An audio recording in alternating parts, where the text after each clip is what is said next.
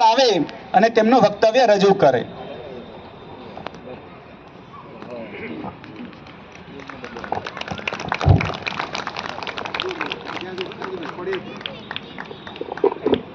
નમસ્કાર।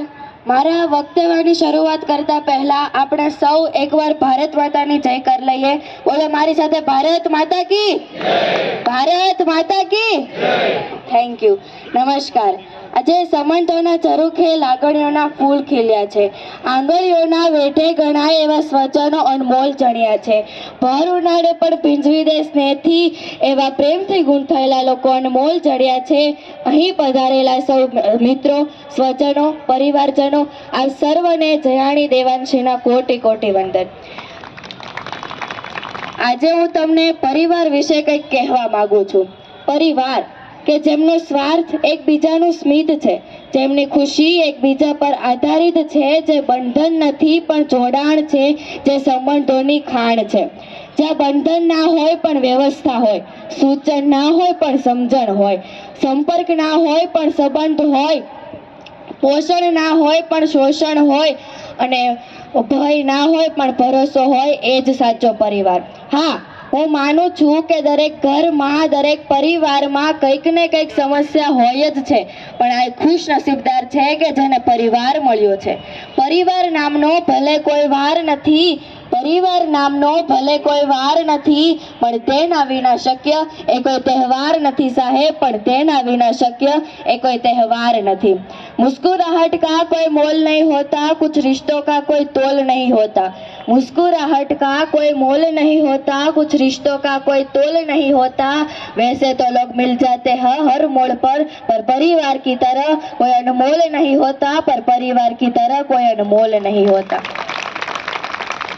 जो तमारे ईश्वर पासे कंईक मांगવું જ હોય ને, તો પરિવારની એકતા અને ખુશી માગજો। કારણ કે મેં ગરીબોને પરિવાર સાથે મંદિરની બહાર હસતા જોયા છે, અને અમીરોને પરિવાર વગર મંદિરની અંદર રડતા જોયા છે। સમય, દોસ્ત અને પરિવાર આ ત્રણ એવી વસ્તુ છે ને કે જે આપણને મફતમાં મળે છે, અને હા, ખરેખર મફતમાં જ મળે છે। તેની કિંમત ક્યારે ખબર પડે છે કે જ્યારે કંઈક ખોવાઈ જાય છે।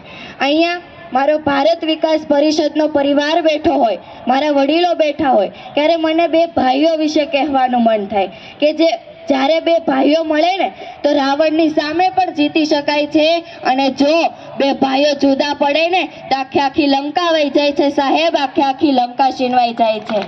જ્યારથી વિભીષણ લંકામાંથી બહાર ગયા ને ત્યારથી જ લંકાની પનોતી બેસી ગઈ હતી, કારણ કે રાવણે પોતાના ભાઈનો સાથ છોડી દીધો હતો, અને રામ અને લક્ષ્મણમાં ગમે તેવી પરિસ્થિતિ આવી, ગમે તેવા કષ્ટો આવ્યા, તો પણ લક્ષ્મણ છે કોઈ દિવસ પાછા નહોતા હટ્યા, અને એના જ કારણે આજે રામ એ રામાયણ જેવી રામાયણમાં પણ પોતાનું જ જીતી શક્યા હતા।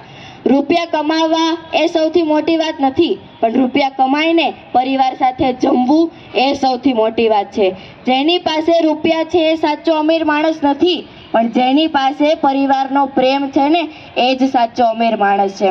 એક પરિવાર એ બે વૃક્ષ સમાન હોય છે, જે તડકામાં પણ છાંયડો આપે છે। પરિવારમાં તમે નાની નાની વાતોને મોટી કરશો તો પરિવાર નાનો થતો જશે।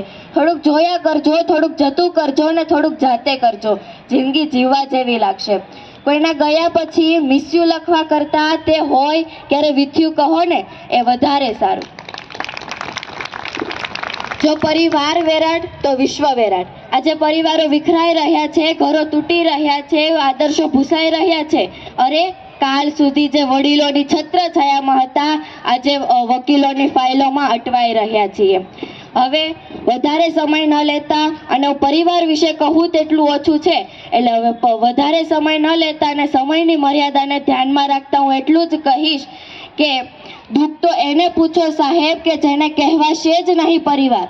દુઃખ તો એને પૂછો સાહેબ કે જેને કહેવાશે જ નહીં પરિવાર। પણ નસીબદાર છું હું કે જે મને મળ્યો છે આવો લાગણીશી પરિવાર। નસીબદાર છું હું કે જે મને મળ્યો છે આવો લાગણીશી પરિવાર। અને હા, મને જો મારી બોલવામાં કંઈ ક્ષતિ થઈ હોય તો આપ સૌ તો મૃદુ હૃદયના છો, આપ સૌ મારો જ પરિવાર છે, એટલે મને માફ કરજો। Thank you. જય હિન્દ, જય ભારત।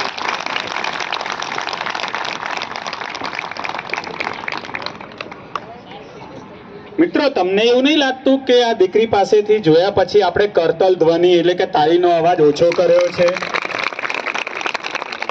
ઉંમરમાં નાની એવી દીકરી વડીલોની સામે આટલું સરસ વક્તવ્ય રજૂ કરે, ખૂબ મોટી વાત છે, કારણ કે એવા પરિવારમાંથી એ સંસ્કાર લઈને આવી છે. તો ભારત વિકાસ પરિષદનું એક અગત્યનું સૂત્ર છે સંસ્કાર.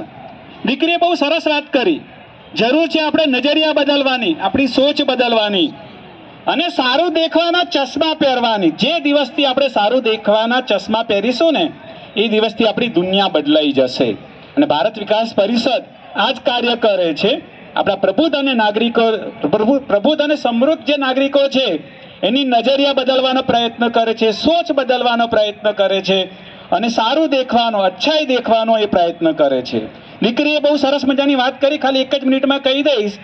આપણું જે કુટુંબ છે, આપણો જે પરિવાર છે, પરિવારને બાંધી રાખવો હોય તો 3 મહત્વના સિંચનની જરૂર છે. એક તો પ્રેમ એટલે કે લવ, બીજું છે રિસ્પેક્ટ, ઘરના બધા સભ્યોને માન સન્માન આપો, અને ત્રીજું છે ટ્રસ્ટ, વિશ્વાસ.